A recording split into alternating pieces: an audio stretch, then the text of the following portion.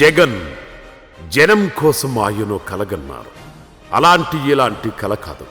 అది ప్రతి మధ్యతరగతి కుటుంబం కష్టం తీర్చి సంపద సృష్టించి రాష్ట్రాన్ని ఆర్థికంగా పటిష్టం చేయాలన్న కల.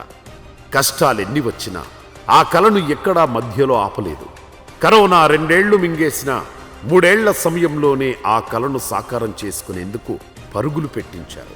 ప్రతి ఆంధ్రుడికి ధైర్యంగా గర్వంగా ఉండేలా ఆ కలను నిలబెట్టారు.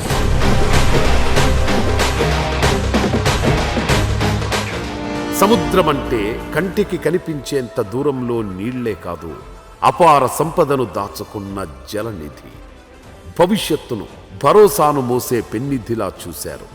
ఆ ఆలోచనలోంచే 4 పోర్టులు 10 ఫిషింగ్ హార్బర్ల నిర్మాణానికి నడుం బిగించేలా చేసింది.